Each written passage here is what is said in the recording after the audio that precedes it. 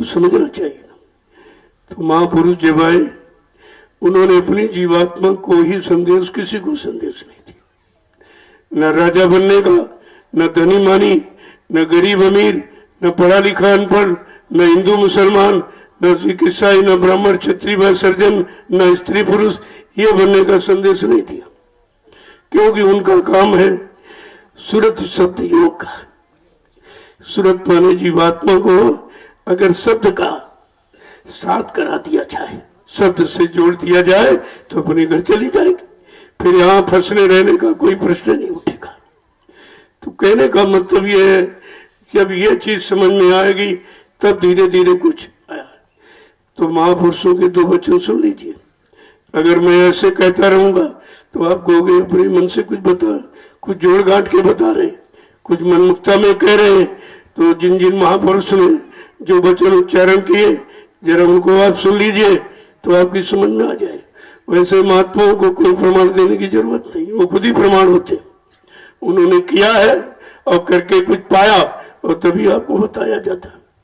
लेकिन फिर भी महापुरुषों की अपनी एक गौरव गरिमा है, अपनी एक मर्यादा है कि पिछले जो भी संत महापुरुष आए उनकी मर्यादा को बराबर सामने रखा। क्योंकि अपने अपने समय में जो काम लेकर के आए उन्होंने अपना काम किया है। लेकिन आज वो समय नहीं है। आज इतना समय बिगड़ गया है। समय नहीं बिगड़ा, हम ही आप बिगड़ गए। हमारा आपका खान पान बिगड़ गया, भाव विचार बिगड़ गए, सुनना बोलना करना मतलब सब कुछ खराब हो गया। तो लोग कहते उसका समय खराब हो गया। सूरज जहां निकलता था वहीं निकल रहा, जहां डूबता वहीं डूबता है। कोई परिवर्तन देख रहे हैं आप? कहीं कोई परिवर्तन केवल हमारे आपके खान पान में हो गया। बस सबसे भारी यहीं से खराबी हुई है। क्योंकि भारत जैसी धार्मिक भूमि का के लिए सिद्धांत है, जैसा खाओ अन्न वैसा बने तन मन, जैसा करो आहार वैसे बने विचार, जैसा पीवो पानी वैसी हो बेबानी। देखो कितनी बड़ी चीज ये शिक्षा कितनी सरल, इसमें पढ़ाई लिखाई की जरूरत नहीं है। तो सीधा सीधा रास्ता है कि जैसा पीवो पानी। अगर मान ले हम आपको जल पिलाएं तो आपके विचार खराब नहीं, बारी भी खराब नहीं होगी। दूध पिलाएं तब भी खराब नहीं होगी, चाय कॉफी पी लो तब भी नहीं खराब होगी, जूस पियो तब भी नहीं। लेकिन अगर शराब पी लो तो तुरंत बुद्धि खराब हो जाती। तुरंत गाली गलौज और गलत सलत ये सब जितनी गंदगी है, शराब जैसी खराब कोई चीज नहीं। जिसमें तन खराब, मन खराब और धन खराब, तीनों चीजें जब खराब हो जाएंगी तो तुम गरीबी रेखा के भी नीचे उतर जाओगे, तुम्हारे पास कुछ नहीं बचेगा। इसलिए संत महापुरुषों के दो वचनों को सुनिए। मेरा कोई वचन नहीं है, मैं तो उनके वचनों का प्रचारक हूँ। प्रचार आपके सामने करता हूँ और बताता हूँ आपको किसी तरह से हमें आपको अपने विचार बनाने। चल री सुरतिया गुरु के देश, चल री सुरतिया गुरु के देश, चल री सुरतिया गुरु के देश, चल री सुरतिया गुरु के देश। जहान काया कष्ट कलेश, जहान काया कष्ट कलेश। देखो क्या कह रहे हैं, ए जीवात्मा तू अपने देश चल। तेरे देश में काया माने शरीर, ये पंचभौतिक शरीर वाला नहीं है। जब शरीर नहीं तो शरीर की कोई रोग बीमारी, कोई कष्ट मुसीबत जन्म और मरण ये भी कुछ नहीं है। चल अपने देश चल। तेरे देश में इस तरह की मुसीबत आपत्ति कुछ नहीं, कोई इस तरह का शरीर नहीं है, न इस तरह की कोई बीमारी है, न इस तरह की मुसीबत है, न जन्म मरण कुछ नहीं है। काम काया शरीर संबंधी कोई कष्ट नहीं है। तू ऐसे देश की रहने वाली है, तू अपने देश को चल। आगे क्या कह रहे हैं, एक एक वचन को देखो कि तन मन इंद्री ये परदेश, तन मन इंद्रिय परदेस तन मन इंद्रिय परदेस तन मन इंद्रिय परदेस छोड़ो भेष भवन कालेस छोड़ो भेष भवन कालेस छोड़ो भेष भवन कालेस छोड़ो भेष भवन कालेस चलरी सूरतिया गुरु के देश चलरी सूरतिया गुरु के देश जहान काया कष्ट कलेश जहान काया कष्ट कलेश देखो एक एक वचन को कैसे कहते हैं। जब वहां शरीर नहीं है, न तन न मन, इस तरह का किसी तरह की कोई गंदगी नहीं है, वो ऐसा स्वच्छ पाक निर्मल पवित्र देश है जहाँ पर किसी तरह की कोई गंदगी नहीं है, कोई गंदा कर्म नहीं है। कहते छोड़ो भेष भवन कालेश। यहाँ का ये भेष जो शरीर है, ये भी भेष है। शरीर भी भेष, क्यों? जीवात्मा शरीर के अंदर है।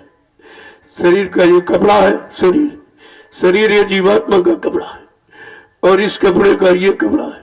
शरीर के ढकने के लिए आप ये मोटा महीन कपड़ा पहनते हो। कहते हैं ये सब खत्म करो, यही छोड़ दो और अपने उस निर्मल पाक पवित्र देश को चलो जहाँ इस तरह का कुछ नहीं। कि सुनो कान से गुरु संदेश, सुनो कान से गुरु संदेश सुनो कान से गुरु संदेश सुनो कान से गुरु संदेश सुरति सप्त ले दावो शेष सुरति शब्द लाओगे चलरी सुरतिया गुरु के देश चलती सुरतिया गुरु के देश के अपने कानों से वो संदेश सुनो जो गुरु ने अपने देश को ले जाने के लिए सुनाया। कहते हैं तुम्हारा ये देश नहीं, ये काल माया का है, तुम्हारा देश तो सत्य देश है। कहा गुरु के उस संदेश को सुनो जो सत्य देश जाने का संदेश है, वो गुरु है। बाकी जो यहाँ का संदेश, यहाँ के मान सम्मान सामान में फंसा वो गुरु नहीं है, वो नकली है, वो नकली है, गुरु नहीं है। कहा कि गुरु के अपने कानों से वो संदेश सुनो जो गुरु सत्य देश ले जाने की बात कर रहा हो, सत्य देश का परिचय दे रहा हो, सत्य देश देने की तैयारी कर रहा हो। कहा उनका वो संदेश सुनो और सूरत शब्द ले धाओ देश। फिर सूरत को शब्द के साथ जोड़ करके अपने घर की तरफ धाओ, मने चल पड़ो। घर चल पड़ो तो जब घर पहुंच जाओगे तो ये सब जानकारी आपको खुद ही हो जाएगी। तब बीच के लोगों की भी जानकारी मिलेगी कि बीच के जितने लोग, वो भी मेरा देश नहीं है, वो भी मेरा सच्चा घर मुका मंडल लोग नहीं है, लेकिन बिना सदगुरु के संदेश को सुने बगैर आप कुछ जान ही नहीं सकते। जब यहाँ फंस गए वो गंदगी में, उधर तो कोई गंदगी भी नहीं है, वहां तो किसी लोग में फंस सकते हो। कहते जब सदगुरु के संदेश को सुनोगे जो सत्य देश ले जाने पहुंचाने वाला है, जब उस संदेश को सुनोगे तब आप किसी बीच के लोग में फंस नहीं पाओगे। इसीलिए उन्होंने मृत्युलोक मंडल में आकर मृत्युलोक से ऊपर जितने लोग हैं सारे लोगों का वर्णन किया, सारे लोगों की महिमा बताई, सारे लोगों के अधिष्ठातों का को भी बताया कि यहाँ मंडलाधीश कौन है, उनका काम क्या है। वो भी यहाँ फंसे पड़े हैं, उनकी जीवात्मा नहीं जगी, वो भी घर नहीं पहुंच पाए। जब ये संदेश मिल जाएगा तो आपकी किसी की खूबसूरती देख करके आप हंसोगे नहीं, किसी मंडल की सुंदरता देख के आप हंसोगे नहीं, क्योंकि वो जानकारी सारी मृत्युलोक मंडल में पहले ही दे देते। इसी को तो सत्संग कहते हैं, जो सत्य देश पहुंचाने वाला सत्य वचन वो सतगुरु का संदेश है, वही सत्संग है।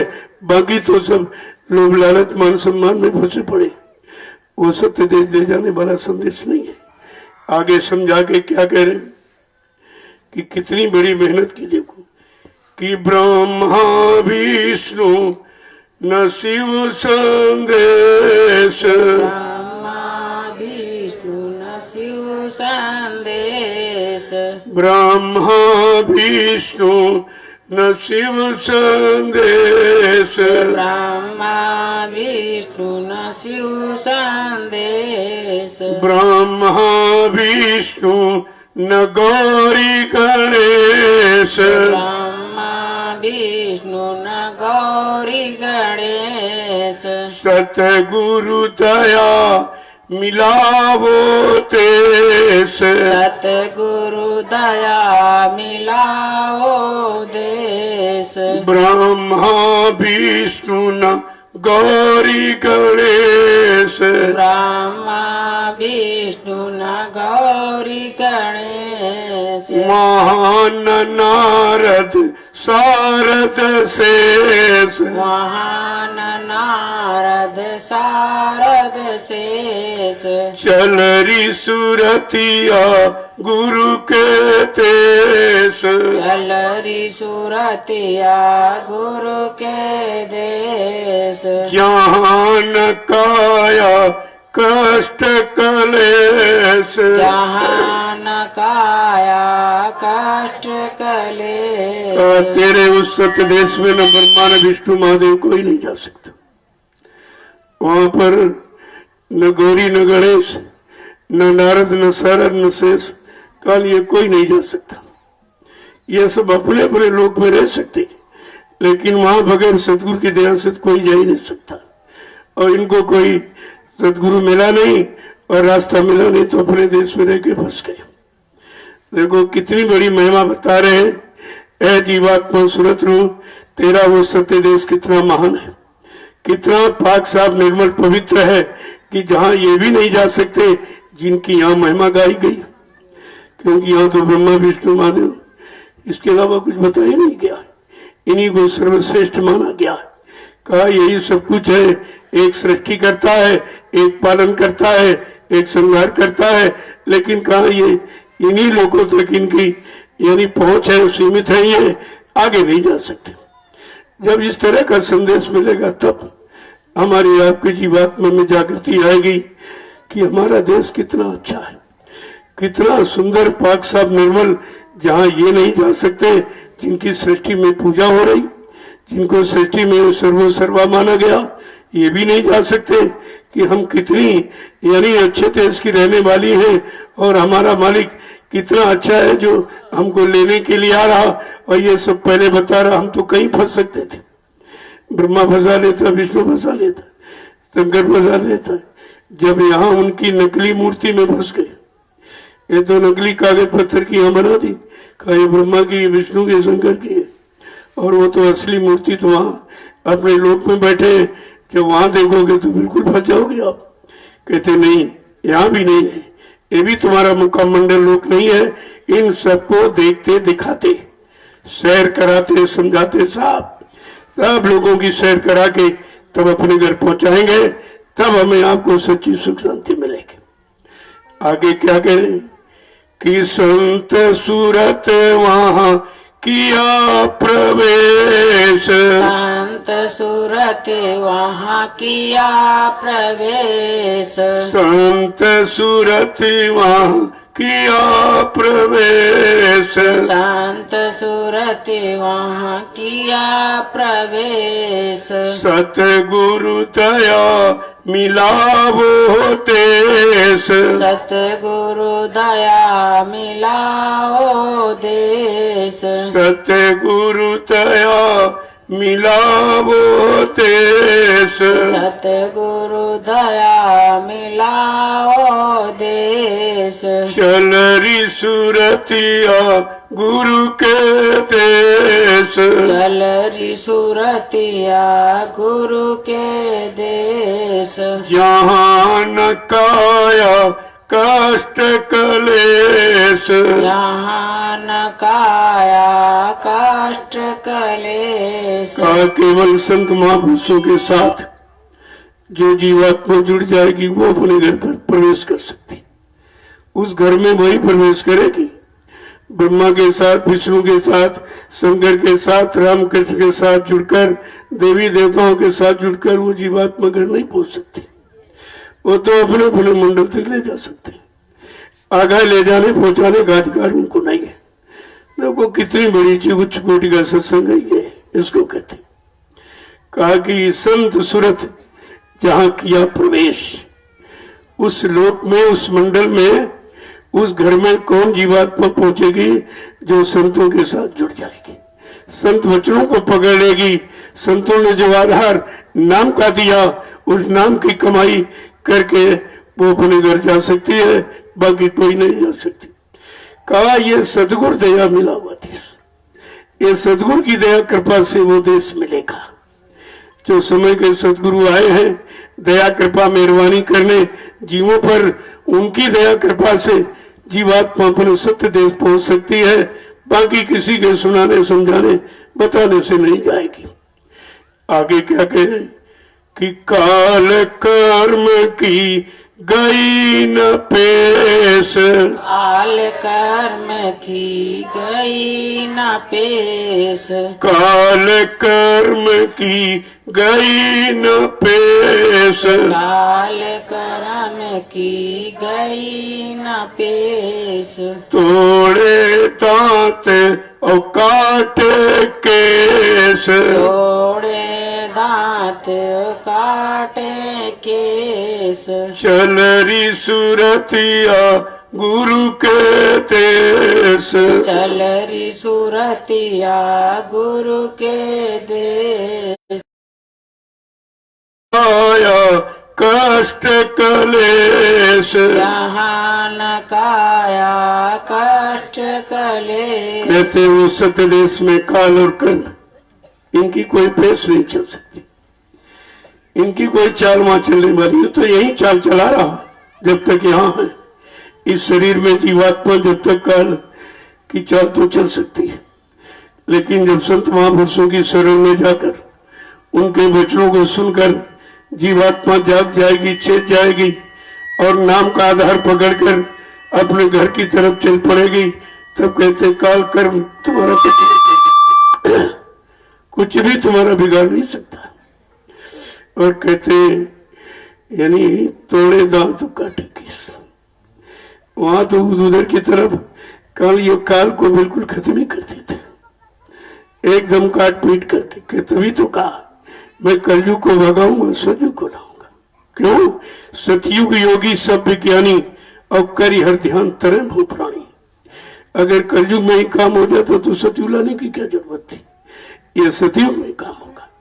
कहा भी केवल अभ्यास कराया जाए।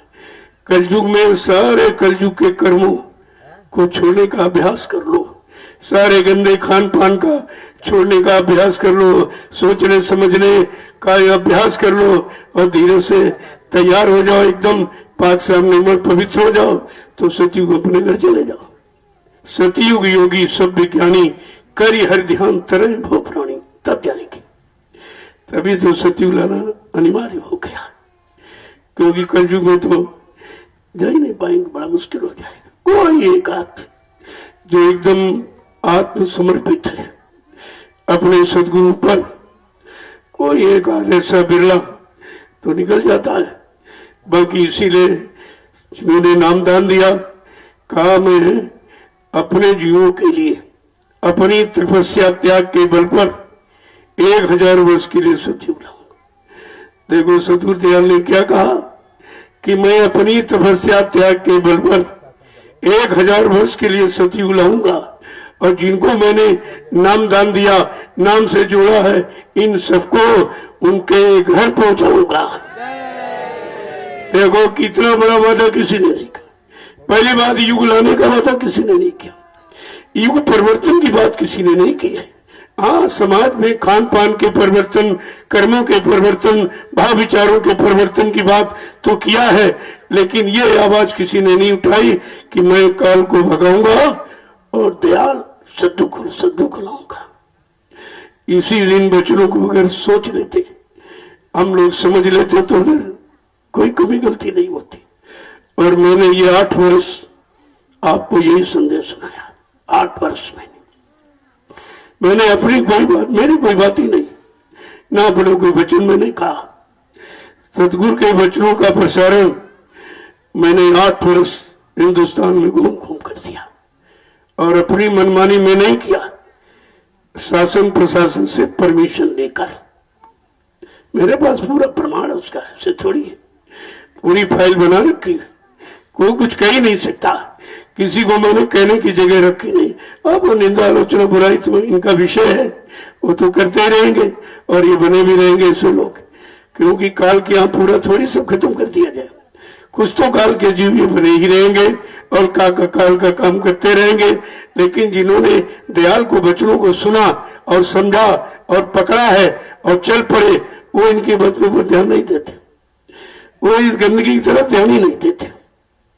क्योंकि तभी तो गोस्वामी महाराज ने कहा था कि जिन्होंने सदगुरु के वचनों को सुना, समझा और पकड़ा है और कुछ किया है, वो किसी की गंदगी बुराई की तरफ ध्यान ही नहीं देते, उसकी तरफ उनका ध्यान नहीं होता।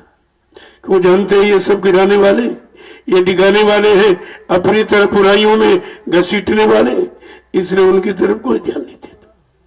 तभी तो कहा भाई कि जागेगा वही जिसने जगाने वाला इशारा, जगाने वाले के महापुरुषों के वचनों को सुना और समझा है, और समझ करके अपने जीवन में उतारा और लाभ प्राप्त किया है, वो इस बात को पकड़ेंगे, बाकी सब थोड़ी कर पाएंगे।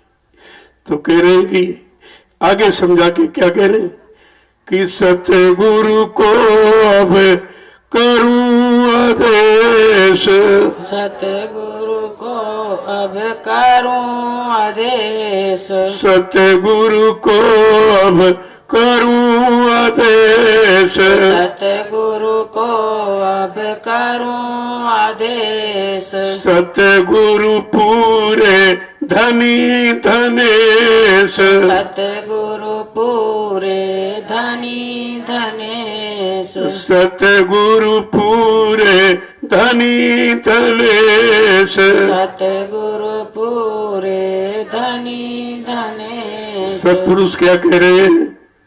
मैंने सतगुरु को आदेश किया है, अपना रूप तद्रूप दे करके भेजा है कि मैं स्वतः ही उसी रूप में आया हूं, और कहा कि और सतगुरु पूरे धने धनी, जो यहाँ पर आए हैं वो पूरे अधूरे नहीं है, उनको मृत लोग मंडल से है, और जितने बीच के मंडल लोग उनकी पूरी जानकारी है, और सत्यदेव तो पूरी अनामी धाम तक की जानकारी है।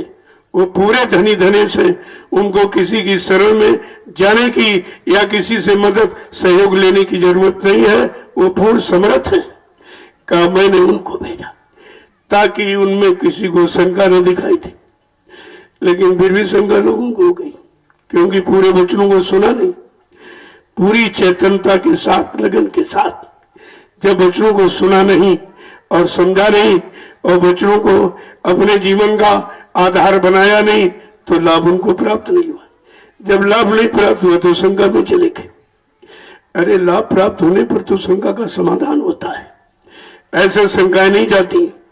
और बेचारे अभी शंका में पड़े हुए, उनकी समझ में कुछ नहीं आ रहा कि कह रहे सतगुरु पूरे धनी धनेश, मैंने जिनको भेजा या जो मेरा रूप तद्रूप लेकर के आए हैं वो पूरे धनी धने से, उनको किसी की शरण में जाने की, किसी से सहयोग मदद लेने की जरूरत नहीं है, वो पूर्ण समर्थ है।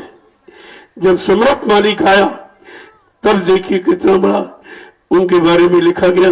अगर यही पढ़ लेते तब भी अपने सतगुरु में किसी को शंका नहीं, अब सबको शंका होगी। किसी के समझ में कुछ नहीं आ रहा भाई क्यों आए हैं और कहां से आए हैं, किस काम के लिए आए हैं, कौन सा काम करके जाएंगे, कौन सा लाभ देके जाएंगे। तो ये जानकारी तो कुछ रही नहीं, क्योंकि आपने संदेश सुना नहीं, आपने संदेश को आदेश नहीं माना। जब तक संदेश को अपने लिए निजी आदेश नहीं मानोगे तब तक तुम्हारा उद्देश्य निकल ही नहीं सकता। उद्देश्य कब निकलता है, जब संदेश सुनो, अपने लिए उसको निजी आदेश मानो, तब वो तुम्हारा उद्देश्य उसी से निकल आएगा। इतनी जल्दी उद्देश्य थोड़ी मिल जाए। लेकिन लोग कहते तुम्हारा क्या उद्देश्य है, अरे भाई संदेश से तुम उद्देश्य जान जाओगे, क्या समझ जाओगे। कहते जब संदेश सुनो, उस संदेश को अपने लिए निजी आदेश मानो, तब तुम्हारा उद्देश्य निकल आएगा। इतने बाद उद्देश्य निकलता है।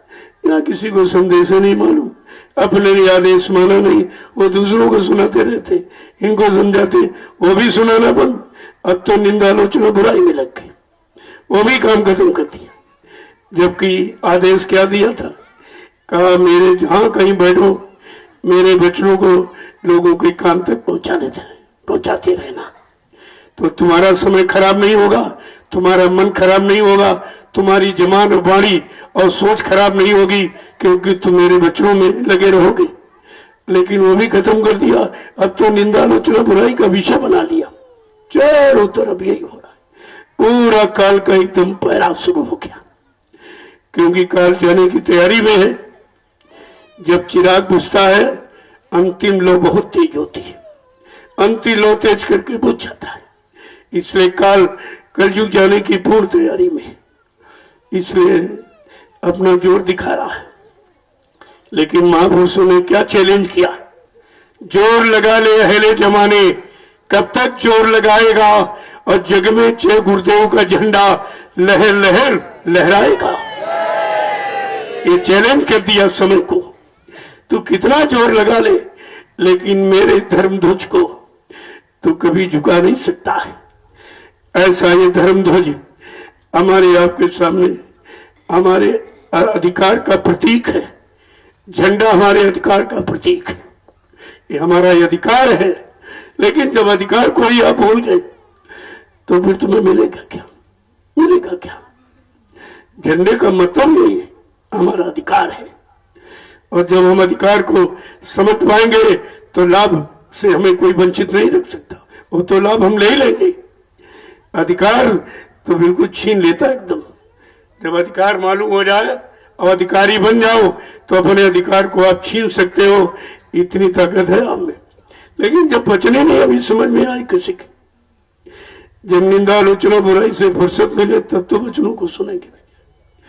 अब ये काल के जीवों के लिए संदेश ही नहीं है, ये तो कहते हैं सत्य देश जाने वाले जीवों के लिए संदेश हुआ है।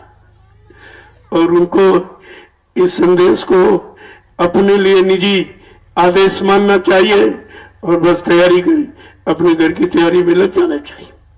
इधर उधर झांकना ताकना बंद करो, कुछ नहीं मिलेगा, क्योंकि कहीं कुछ है नहीं। जब आपने देख लिया है कि सब के सब निंदा आलोचना बुराई में जुट गए, इनका कोई अच्छा सच्चा काम ही नहीं रहा, गुरु के वचनों का प्रसारण न करके ये प्रसारण कर रहे, तो इनसे आपको क्या मिलेगा। इतनी तो समझ सोच हमें आपको रखनी चाहिए। और जो निकला है उसको तो संघर्ष का सामना करना ही पड़ा। किसी का उदाहरण लीजिए आप, अरे बाबा जी ने जब संदेश प्रसारित किया, इतना बड़ा संघर्ष किसी के सामने नहीं है। उनको भी उनके सत्य वचन लोग बर्दाश्त नहीं कर पाए, शासन प्रशासन असंतुष्ट हो गया और उनको अकारण बेगुनाह 29 जून 1975 को जेल में बंद कर दिया। देखिए आप, जब मालिक को नहीं बख्शा तो हमें आपको, हमारी आपकी क्या गिनती, हमें आपको कैसे लोग समझ पाएंगे, कैसे जान पाएंगे ये मालिक के मुरीद हैं, उनके भक्त हैं, उनके प्रेमी हैं, उनके संदेशवाहक, कैसे समझ पाएंगे वो। और उनको जेल में बंद कर दिया। इतना ही नहीं, बेरी हथकड़ी पहना दिया, जो चोर डकैत कतली को सजा मिलती, वो समृद्ध महापुरुष को, जो भूमंडल पर सारी जीवात्माओं के उद्धार कल्याण के लिए आए, उसके साथ ही व्यवहार, और उससे ज्यादा ये व्यवहार, चलो ये तो गैरों ने किया, नहीं जान मान पहचान पाए, नहीं कोई लाभ समझ पाए, उन्होंने जेल बंद किया, लेकिन जो मौत की सजा ये तो अपनों ने दी। ये अपने हैं जिन्होंने गुरु की मौत की सजा देखो, और तुम चुपचाप सुनते रहे घर में बैठे। तुमने गुरु के प्रति क्या किया? कोई प्रेमी निकला ऐसा जो अपने गुरु के प्रति ये बर्दाश्त नहीं कर सकता कि मौत, अरे मौत से बढ़ के और सजा कौन? वो भी सजा उन्हीं के जो उनके प्रेमी अपने को कहते थे और 24 घंटे साथ रहते थे, और 30-40 साल साथ रह करके नहीं समझ पाए, और उन्होंने ये मौत की सजा। तो कितना बुरा परिणाम है इसकी, कितनी बुरी सजा होगी समय आने पर। उसी समय की तो इंतजारी है, उसी समय की इंतजारी मैं भी कर रहा हूं। वो समय कैसे आएगा, कब आएगा, कैसे, लेकिन कहा था कि भजन करके मेरा इंतजार करते रहना। अगर यह संदेश आपने सुना होता कि हमको अपने सतगुरु की इंतजारी भजन करके उनके सत्संग वचनों को सुना सुना कर इसी में लग करके करना है, तो आज ये निंदा आलोचना बुराई में कोई नहीं फंसता। तो इतना तो ध्यान आपको रखना चाहिए। जब 1959 की कोई भविष्यवाणी मिल जाए कहीं, आप उसको पढ़ना कि क्या कहा था कि बच्चा ऐसी नाजुक स्थिति मैं बना के खड़ी कर दूंगा, फिर कुछ दिनों के लिए मैं तुम्हारे से दूर चला जाऊंगा। तुम इतनी जल्दी ना मुझे पहचान पाओगे और ना विश्वासी कर पाओगे। मैं समय पर आकर अपने समस्त वचनों को, वादों को पूरा करके दिखाऊंगा, लेकिन तुम मेरा इंतजार भजन करके करते रहना। कौन भजन करके कर रहा है? निंदा आलोचना बुराई करके इंतजार कर रहे। ये इंतजारी का तरीका है। ये तो गुरु को और बुरा कहने का। लोग कहेंगे रे ये गुरु भक्ति है, इनको गुरु ने सिखाया, निंदा आलोचना बुराई करना सिखाया था, इनको यही कहा। जबकि गुरु ने आदेश क्या दिया, कोई किसी की निंदा मत करना। अगर सत्संगी की बुराई करता तो सत्संगी मत मानना, काल का जीव है वो पक्का। और टाट वाला की बुराई करे तो नकली टाटधारी। ये पहले ही आपको संदेश दिया जा चुका। तो आपको इस पर विचार करना चाहिए कि गुरु ने वचन क्या किए, क्या क्या समझाया, क्या हमको दिया, और इस समय सब इसी में जुटे पड़े। क्योंकि काल के जीवों का दूसरा काम नहीं, उनकी जिम्मेदारी है जीवों को सच्चे अच्छे मार्ग से हटाना, अच्छे सच्चे वचनों से दूर रखना, नाम की कमाई से दूर रखना, परमार्थी सेवा से दूर रखना। ये उनका कर्तव्य है, उनकी ड्यूटी काल ने लगाई है। इसीलिए कहा, जो नहीं माने हुकुम हमारा, उनके मन को काल संहारा। जो मेरे हुकुम आदेश को न मानेगा, न मुझ पर विश्वास करेगा, अपने लाभ स्वार्थ लोभ लालच मान सम्मान के लिए अपने वचन सुनाएगा। काल से जीवों से दूर रहना ये काल का जीव है। भले तुम्हारे घर में तुम्हारा बेटा, वो भी तो काल का जीव है। अगर काल का काम करता तो काल का जीव, उसे आपको सचेत रहना है, दूर रहना है। कहा था बच्चा, हर घर में कलयुग बैठा भी गया नहीं, हर घर में कलयुग है। किसी के बेटे पर है, किसी की बेटी पर है, किसी की पत्नी पर है, किसी के पति पर है, किसी माँ बाप भाई, सब पर तो कलयुग बैठा हुआ है। अभी गया कहाँ? ये कहा कि कलयुग जा रहा है और सतयुग आ रहा है। इस बीच का समय बड़ा खराब। जैसे दो ट्रेनें एक पटरी पर आमने सामने आ रही हूं, तो कितना खतरनाक स्थिति होगी। लड़ जाएंगी, कितने खत्म हो जाएंगे। तो लाइन तो एक ही है, इधर कलयुग जाना, उधर सतयुग आना। सतयुग कलयुग की टक्कर में का बच्चा निकल कचू मर जाएगा। ये पहले ही इशारा किया गया।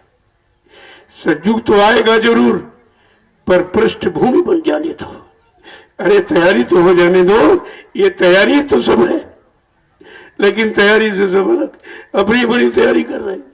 कोई अपना मान के, कोई सम्मान का, कोई जमीन का, कोई आश्रम का, कोई रुपए पैसे धन दौलत समेटने बटोरने की तैयारी कर रहा है। अरे मतलब सज्जू की तैयारी कौन कर रहा? ये भी तो आपको विचार करना चाहिए था। धीरे धीरे आते जाते रहोगे, सत्संग सुनते रहोगे, समझते रहोगे, सब जानकारी मिल जाएगी। इस समय तो कई जानकारी है, इस समय क्योंकि कलयुग जाने की तैयारी में वो सबको अपनी तरफ घसीट रहा है। इसीलिए तो सम्राट मालिक ने कहा कि जितनी ज्यादा कलयुग को चिंता जीवों को समेटने की है, उससे ज्यादा फंसाने की है, उससे ज्यादा करोड़ों गुना ज्यादा चिंता दयाल को अपने जीवों को निकालने की है। अब ये होड़ लग गई, काल और दयाल की होड़ लग गई। अब तुम ये देखो तुम कहां खड़े हो, काल की पारी में खड़े हो कि दयाल की पारी में खड़े हो, काल के काम कर रहे हो कि दयाल का काम कर रहे हो, ये तुमको देखना है, तुमको समझना है। तब तुम्हारी समझ में आएगा कि मैं खड़ा कहाँ हूं। अरे जहां खड़े हो वहीं का तो काम कर रहे हो। इधर खड़े होते तो इधर सतगुरु दयाल के बच्चों को फरमाने का काम करते, अब उधर खड़े हो तो निंदालोचना बुराई का काम कर रहे। ये दोनों की फर्क पहचान आपके सामने। अब आपको ये करनी है कि हमको किस तरफ लगना है, किस तरफ से हटना है, किधर जुड़ना है, किधर पकड़ना है, किधर छोड़ना है, किधर चलना है, किधर नहीं चलना। तो ये तो आपको समझदारी होनी चाहिए। जय गुरुदेव, जय गुरुदेव, जय गुरुदेव, जय गुरुदेव। नाम किसका? प्रभु का। जय नाम किसका? प्रभु का। जय गुरुदेव। नाम किसका? प्रभु का। प्रभु का प्यारा नाम। जय गुरुदेव। आप लोग